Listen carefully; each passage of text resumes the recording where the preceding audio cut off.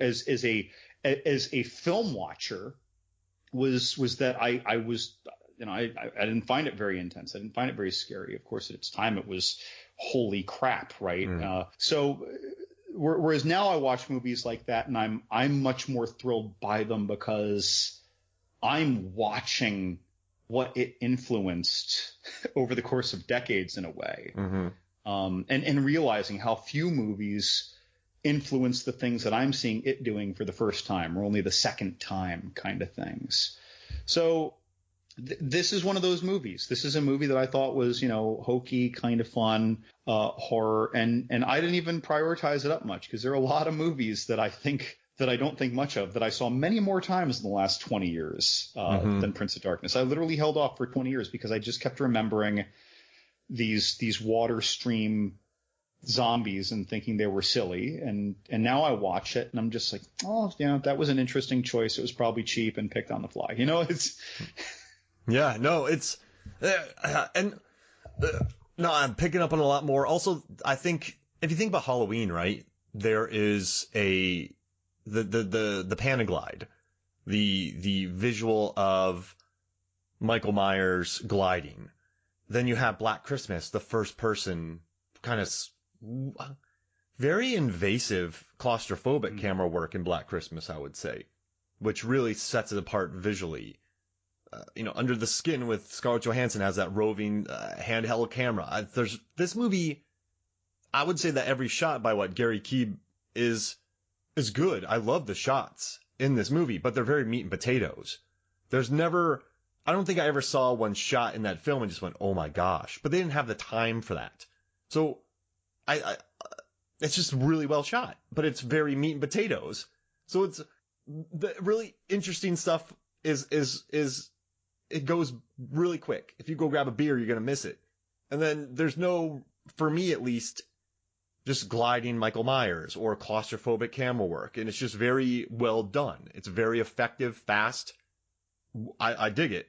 But I guess all that combines to just make this film where it is in his kind of filmography, I would say. And, I know does that mean it's like a cult classic of John Carpenter's cult classics. He has a super famous, I don't know.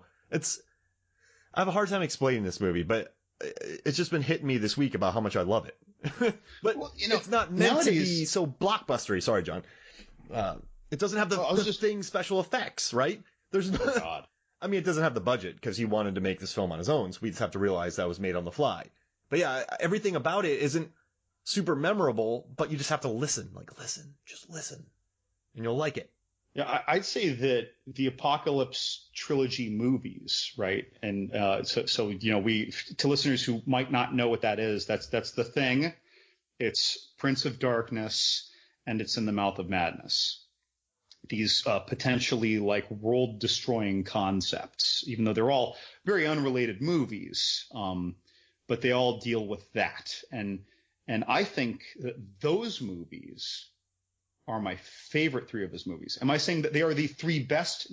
I'm not. I'm saying they're my three favorites, although I think The Thing might be his best in my eyes. Oh, yeah. I mean, that's a marvel of paranoia, great fake snow, tone, the effects, acting, the effects, and it hasn't aged.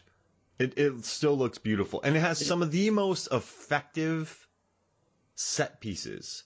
So not only is it intelligent, it has set pieces that still get me to this day. I mean, they are orchestrated perfectly. I think we said it before. I think The Thing is a perfect movie. I really and truly believe that. And you like the characters. It's got Kurt Russell with the sombrero, which is hilarious. But one thing about this movie, he was operating on a budget, right? So he got Dennis Dun, he got Victor Wong, he got Donald Pleasence. He had people that he had worked with before who came back and worked for him on the cheap to do this. Right. He was saying that that you couldn't do that now. I guess it's because of SAG rules. Yeah. So they probably would have been paid scale. So I don't even think he paid them scale. Like when Peter Berg made Lone Survivor after Battleship, he didn't have any money, so everyone had to work for scale to make that movie. So who knows what scale is according to their contracts. But yeah, he paid them pennies on the dollar to come work for them, which makes the movie. But I do feel like Dennis Dunn's Walter character in this movie, he feels quite out of place. He seems to be in a different movie than this movie. I don't know what you think about that.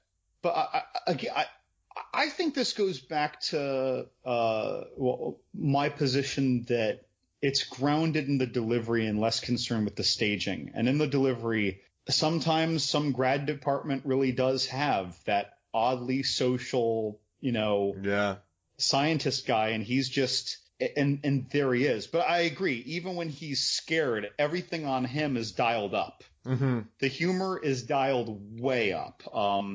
The social chatty, oh, what do you think about what's going on with Professor Burak? That's turned up. Him being scared is turned up. Him being flirtatious, or even his most casual interactions.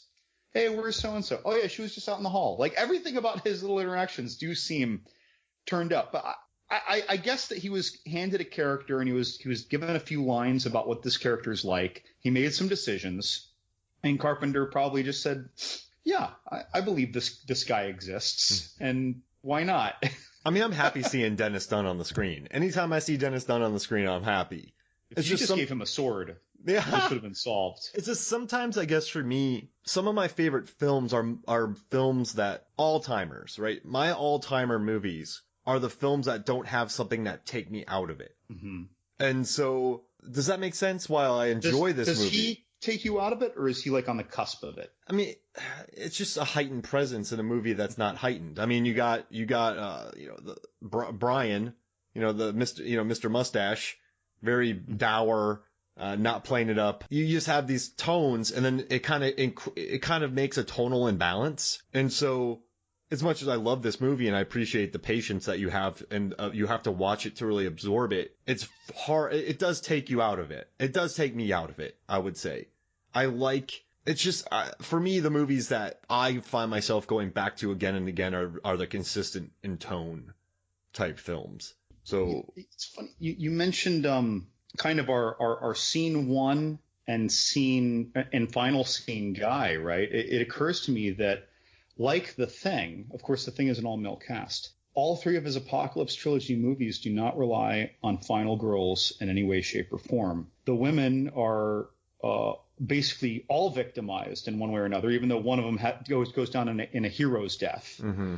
But it is a man who opens for us. We literally see him first and we see him last. Even though in the beginning he's approaching our hero's death heroine, and in the end he's thinking about trying to reconnect to her as if she was on this other side. In the Mouth of Madness does something, I won't call it similar to this in style, but again, it's like Sam Neill is in what would be the heroine or the final girl kind of role. And there is a woman cast directly aside him in the investigation of this movie, and she's on screen with him loads, but she is 0% a final girl. She does not feel like she's behind the protagonist's wheel with him. And so then you compare that to your Halloween, which was, is often considered almost like a founding father of final girlism, of contemporizing it, even if it wasn't the first. And so, again, I think that speaks so kindly to Carpenter's internal dimensions of his filmmaking, is that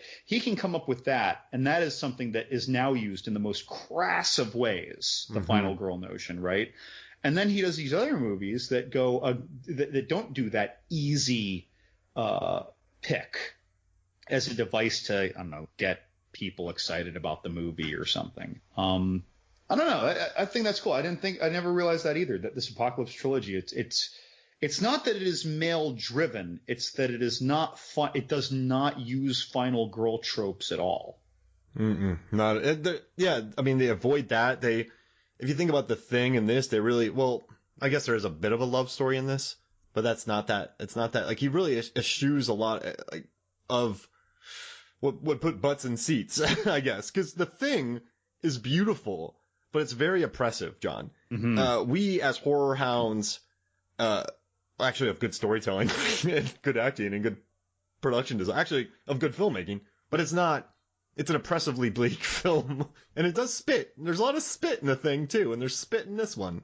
Hey, spitting in Carpenter movies. But yeah, no, he avoids, yeah, with the Apocalypse, I mean, they all had to become, none of them did, well, this one did okay at the box office, but they've all had to find second lives as cult classics. But I think that's largely because, I mean, who they opened up against, but also, yeah, they're not screaming the familiar tropes of the genre. They're not kowtowing to the industry. They're not begging at the table side for more scraps. This is, I'm going to make this film well. I hope people like it. As opposed to, I'm going to make this film in a way that people like it well. Absolutely. Yeah, no, yeah, I nailed it. And listen, I'll take these movies all day. I will take this. I will take The Happening, which we had a wonderful episode about. God, I love The Happening. We had a great conversation about that movie. I will take Event Horizon any day because those movies are singular visions that, sure, they might have some faults or people hate them. I mean, just critically deride them or laugh at, not even give a chance. But they are big swings and misses. And in the film, Carpenter had his solo voice. This was not a production. This was not a $200 million movie that had 40 producers, 12 editors. So I will take these movies all day. And I will take tonal inconsistencies all day if that means the director is able to make their own picture. So I mean, I love it. But I don't even know what point I had there. But I guess I just like auteurish type films, even when something's missed. Because that's what I think you need to support. Now, I do believe that $200 million movies in a couple of years will be keeping the box office alive. Will be keeping blockbusters rolling because you can't have a $200 million Prince of Darkness, a solo vision. You can't. But you can have a $200 million superhero movie, and they have to be produced because you're thinking about product 5 fills down. I get it. So I'm not dogging on that. That's necessary for box office, for worldwide box office, for storytelling. I mean, the MCU's been successful, but for me, it's interesting. And, you know, when Carpenter made Halloween, he was a young buck, hungry, and you just looking to make a name for himself. He had Gale Ann Hurd with him on that, his crew. He was hungry, and that's where Halloween comes from. When he made The Thing, it was a grueling shoot, and he had so many big-name actors on there. I think he had a lot of pressure. When he made Big Trouble in Little China, the studio was all over him. They did not like Kurt Russell, so it was stressful. This one, Prince of Darkness, he doesn't seem young and hungry, and he doesn't seem like he has too much pressure. So I think maybe that's what could have created some of the tonal inconsistencies of it. Does that make sense? I'm hypothesizing all over the place. I don't know.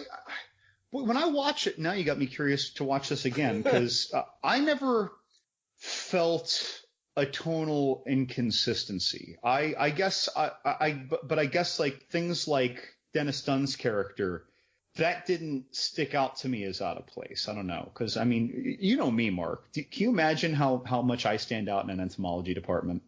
Yeah, no, I got you. But you see, like, if you cast me as an entomologist in a movie, and I'm 6'3" and I squat over 500 pounds and I'm a loudmouth blowhard with tattoos, in sight, like, people would be like, this isn't an entomologist. This is, like, I don't know. It's an interesting choice for a film. Mm-hmm. It is, but things like that didn't really get me. I don't know. I like this character. I just loved seeing him too. I love seeing two of the main characters from Big Trouble in Little China again. I love it. I love Dennis Dun in this. I'm a huge Dennis Dun fan. It's great. But I'm not blaming the character. I guess what I'm saying is, for me, I love this movie, but I think what keeps it from being it takes me out of it a little bit. And that's a weird complaint. Like Dr. what was his name? Lehigh doing his mouth trombone in like 3 different shots. He did it too. It's not like he just did it in one shot. Just walking and he's like holding 2 apples and like a bag of chips and his coffee cup. And it's like, okay, you're kind of a kooky professor. We get that. And yeah, I think that seems like a case of an actor just kind of thinking, I need to make myself appear good on screen. I don't have much of a character. Right. So I'm inventing these noises. But yeah, so before we get out of here, John, the footage of everyone has the same dream. So everyone of the Brotherhood of Sleep, Dr. Sleep, Rose the Hat. Hey, I wonder if they I love the way it's